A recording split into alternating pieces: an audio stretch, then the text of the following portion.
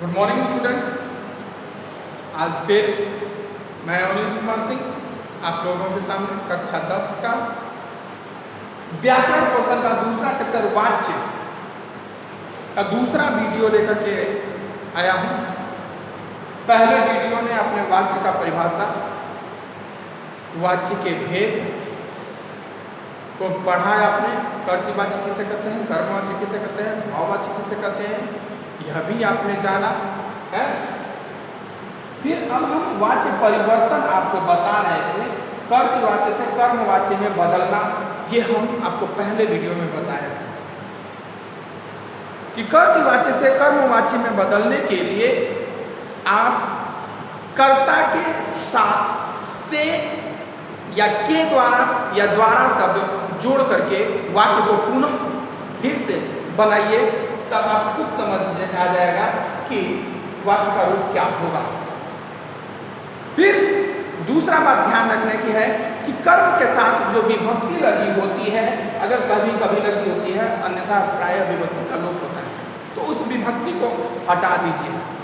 तीसरा जो ध्यान देने वाली बात है कि कर्तृवाच्य की क्रिया को सामान्य भूतकाल की क्रिया में हमेशा लिखा जाता है और उसके साथ जा धातु का प्रयोग किया जाता है। क्या किया जाता है? जा धातु का प्रयोग किया जाता है। अब आता है, तो ये तो आपने देखा कर्तृवाच्य से कर्मवाच्य में बदलना। अब हम देखेंगे कर्तृवाच्य से भाववाच्य में बदलना।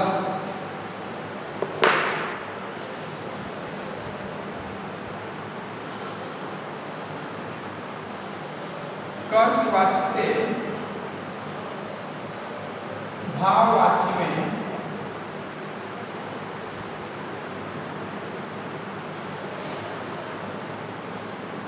बदलना।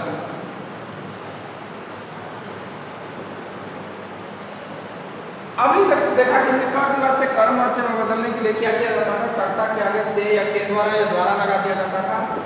क्रिया का रूप कर्म के आधार पर बदला जाता था। क्रिया सामान्य भूतकाल में उसका रूप होता था, तथा कर्म के बाद अगर कोई विभक्ति चिन्ह होती तो उसको हटा दिया जाता था और क्रिया के साथ जा धातु का रूप लगा दिया जाता था। अब कर्तृवाच्य से भाववाच्य बदलने में भी हमें ये ध्यान रखना है कि कर्ता के साथ से शब्द का प्रयोग करते हैं। कर्ता के साथ से का प्रयोग करते हैं।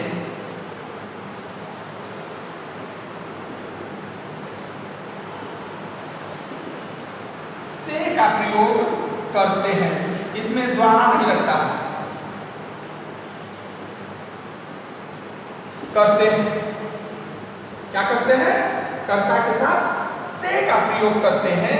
उसके बाद ध्यान देने वाली होती है बात कि भाववाच्य में क्रिया जो होती है वो हमेशा एक वचन में होती है, पुल्लिंग होती है तथा अन्य पुरुष में होती है। क्रिया हमेशा किसमें होती है? क्रिया हमेशा एक वचन, पुल्लिंग व अन्य पुरुष में होती है। क्रिया हमेशा एक वचन, पुल्लिंग व अन्य पुरुष में होती है। ये आपको कर्तृवाच्य से भाववाच्य में बदलने के समय ध्यान देना होगा। तो एक वचन अन्य पुरुष क्या आता है? पुरुष तीन प्रकार के होते हैं, उत्तम, मध्यम और अन्य। जब अपने के लिए यूज किया जाता है जैसे मैं, तो वहां पर हूं शब्द का प्रयोग होता है। क्रिया के अंत में क्या होगा? हूं शब्द होगा। और जब उत्तम पुरुष होगा, मध्यम पुरुष होगा, जैसे तुम शब्द से बनने वाले शब्दों के साथ क्रिया का जो अंतिम शब्द होगा वो हो शब्द होगा। जैसे तुम पढ़ते हो, तुम पढ़ते हो, मैं पढ़ता हूं। और अन्य पुरुष रहेगा तो क्या होगा? वह पढ़ता है का ही रूप रहेगा। वो हमेशा एक वचन में भी होगा, पुल्लिंग में होगा, अन्य पुरुष में होगा। इस बात का हमेशा ध्यान रखिए। एक वचन पुल्लिंग, एक वचन पुल्लिंग, अन्य पुरुष यानी कि हूं या हो नहीं होगा। जब भी होगा तो है होगा, है भी नहीं होगा, क्या होगा? है होगा, क्योंकि है हो जाएगा तो वह बहुवचन हो जाएगा। अब सिर्फ एक वचन में प्रयोग करना है तो है होगा, है होगा, है नहीं होगा। अब और भाववाचक हमेशा जो क्रिया होती है वो अकर्मक क्रिया होती है। कर्मवाचक की क्रिया सकर्मक क्रिया हमेशा होती है और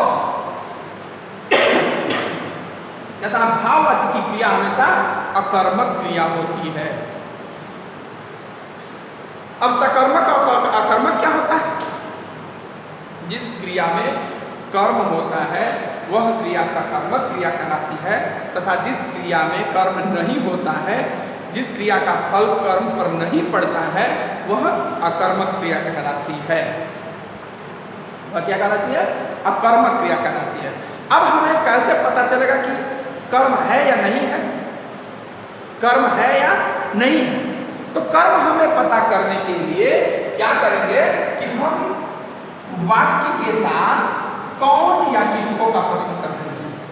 कौन या किसको का प्रश्न कर देंगे, सॉरी वो तो करता आ जाएगा, क्या का प्रश्न करेंगे हम। वाक्य से क्या करेंगे? क्या क्या प्रश्न करेंगे। जैसे वह पुस्तक पढ़ता है, क्रिया के साथ क्या का प्रश्न करेंगे? क्रिया यह है वह क्या पढ़ता है। जब हम प्रश्न इसके साथ करेंगे क्या लगा करके, वह क्या पढ़ता है, तो क्या उत्तर आएगा कि वह पुस्तक पढ़ता है। वह पुस्तक पढ़ता है, यानी क्या का जब प्रश्न उत्तर आया, उत्तर आया तो यह हो गया कर्म। और जब कर्म है तो यह भाववाच्य नहीं होगा। कर्म है तो यह कर्मवाच्य में बदलेगा, भाववाच्य में नहीं बदलेगा। ये जानिए, कर्म है तो कर्मवाच्य में बदलेगा, भाववाच्य में नहीं बदलेगा। इसीलिए हमने पहले वीडियो में बताया था कि जैसे कि हमने लास्ट ईयर आप लोग क्लास 9 में पढ़े थे कि एक ही वाक्य लेकर के हम वाक्य भेद का 8 जो अर्थ के आधार पर 8 भेद थे, 8 भेद आपको एक ही सेंटेंस से बता दिया था। लेकिन यहाँ पर ऐसा नहीं होगा। कहने के लिए तो 3 ही है, लेकिन तीनों 3 तरफ भाग रहे हैं। ये इतने सीधे नहीं है, एक इधर खींच रहा है तो एक उधर खींच रहा है तो एक उधर खींच रहा है पैर। तो वह पुस्तक पढ़ता है, वह क्या पढ़ता है? वह खाना खाता है। वह क्या खाता है? खाना खाता है। वह फल खाता है। वह क्या खाता है? वह फल खाता है।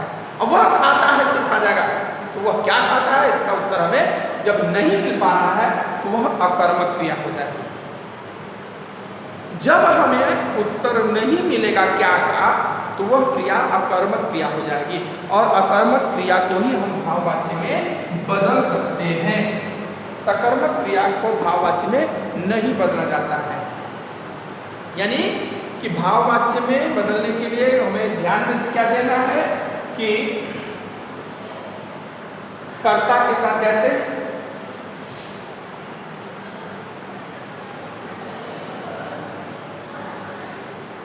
वह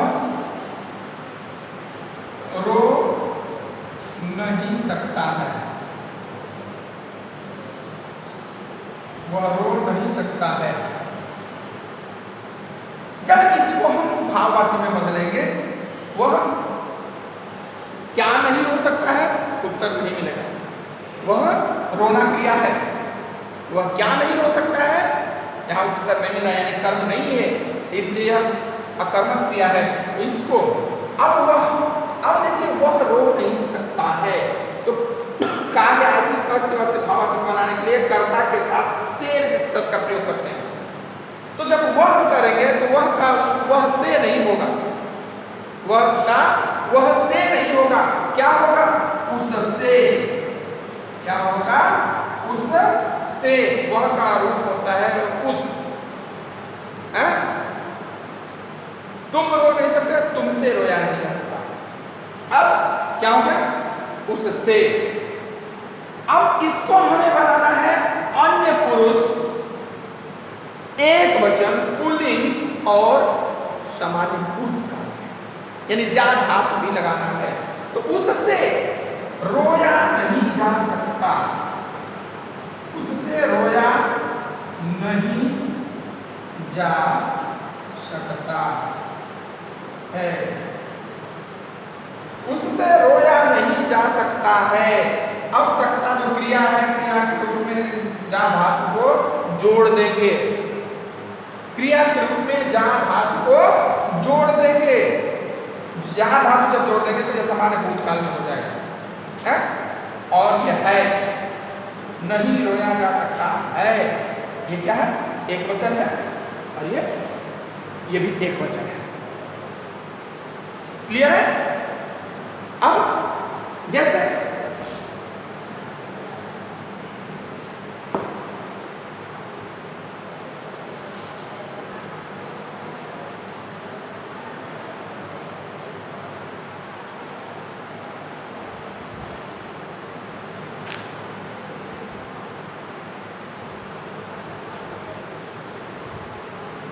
विभोर हंसता है या वैभव हंसता है, वैभव हंसता है, क्या होगा इसका? सबसे पहले जो करता है उसके साथ से लगा लीजिए। क्या करेंगे? कर्ता के साथ से लगा लीजिए, वैभव से। अब इसके साथ हमें जा धातु लगाना है, एक वचन ही करना है, नहीं पुरुष करना है। तो क्या होगा? वैभव से हंसा जाता है, हंसा जाता है, वैभव से हंसा जाता है, वैभव हंसता है, वैभव से हंसा जाता है। से लगाने के बाद जब आप वाक्य बनाइए तो देखिए कि कौन सा वाक्य आपका स्पष्ट बन रहा है। अब देखिए कुछ वाक्य हमेशा कर्मवाच्य में ही होते हैं, कुछ वाक्य हमेशा कर्तवाच्य में ही होते हैं। भले वहाँ कर्म करता हो या न हो, कर्म हो या न हो, लेकिन वो वाक्य हमेशा कर्मवाच्य में ही होते हैं। जैसे कोई काम अचानक हो गया, सडन उनकी मृत्यु हो गई, गमला टूट गया, गमला गिरकर टूट गया, पत्रिका फट गई, किताब फट गया, अचानक कोई काम जो हो जाता है वो किस में होता है? कर्मवाच्य में होता है। जो काम अचानक हो जाए वह भी कर्मवाच्य में होता है। या काम करना कोई सरकारी व्यक्ति हो जहां पर नाम अपना नहीं प्रदर्शित करना है, क्या हम ही काम कर रहे हैं, हम अपना नाम नहीं उजागर करना चाहते, हम अपना नाम प्रसारित नहीं करना चाहते, तो वहां पर भी क्या होगा? कर्मवाच्य होगा। जैसे योजनाएं बनाई जा रही है, किसके द्वारा? सरकार के द्वारा योजनाएं बनाई जा रही है, यही प्रश्न होगा। योजनाएं बनाई जा रही हैं किसके द्वारा? सरकार के द्वारा। बाढ़ को रोकने का उपाय किया जा रहा है सरकार के द्वारा। जब सरकार कोई योजना बनाती है, सरकार कोई कार्य करती है, सरकार कोई बात करती है, तो वह कर्मवाच्य में होता है। फिर न्यायालय आदि का जो आदेश आता है, दंड दिया जाए, कैदी को सामने लाया जाए, कैदी को पकड़ा जाए, कैदी को हथकड़ी लगाया जाए, सुनवाई जारी किया जाए, सुनवाई शुरू किया जाए, तो जो न्यायालय के आदेश वगैरह होते हैं वह भी किस में होते हैं? कर्मवाच्य में होते हैं। ये नोट्स बना लीजिएगा, आप लोग वीडियो रोक रोक करके नोट्स बनाइएगा कि कोई काम अचानक हो जाता है, वहाँ पर सरकारी आदेश वगैरह में कर्मवाच्य होता है, न्यायालय के आदेश में कर्मवाच्य होता है, या कर्ता अज्ञात होने पर, जहाँ कर्ता के बारे में कोई जानकारी नहीं है, भीड़ इकट्ठी हो गई, सफाई करवा दी गई, किसने करवाई ये पता नहीं है, सफाई हो गई, आप आवश्यक सामान मंगवा लिया गया, जहाँ पे कर्ता अज्ञात, वहाँ पर भी कर्मवाच्य होता है। पांचवा, असमर्थता प्रकट करने में, असमर्थता प्रकट करने में, मुझसे यह पुस्तक नहीं पढ़ी जाएगी, मुझसे यह पुस्तक नहीं पढ़ी जाएगी, मुझसे यह बक्सा नहीं उठाया जाएगा। जहाँ कार्य करने में असमर्थता प्रकट किया जा रहा हो वहाँ पर भी क्या होता है, कर्मवाची होता है। उसी तरह भाववाच्य भी कुछ वाक्य भाववाच्य में भी निश्चित होते हैं, जैसे असमर्थता या विवशता प्रकट करने के लिए, मुझसे चला नहीं जाता, मुझसे चला नहीं जाता, मुझसे रोया नहीं जाता, मुझसे खाया नहीं जाता। जहाँ पर असमर्थता या विवशता प्रकट किया जाता है वहाँ पर हमेशा भाववाच्य होता है। और जब नहीं का प्रयोग न हो तो मूल कर्ता साधारण हो, जैसे कि वर्षा में छाते का प्रयोग किया जाता है। तो ये आपका रहा कि भाववाच्य, कर्तवाच्य और कर्मवाच्य कैसे बनेगा, कैसे रूप परिवर्तित होगा, क्या क्या रूल्स हैं, और सब कुछ हमने आपको पॉइंट वाइज बता दिया गया है। इस वीडियोस को देख करके आप सुंदर नोट्स बनाइएगा तथा जो कुछ भी आपको परेशानी होगा, दिक्कत होगा, आप हमसे संपर्क करिएगा, फ़ोन करके, कमेंट करके, या जैसे भी आप संपर्क कर सकते हैं हमसे संपर्क करके आप बताइएगा। ओके, अगर वीडियो अच्छा लगे तो उसको लाइक, शेयर और कमेंट जरूर करिएगा। धन्यवाद।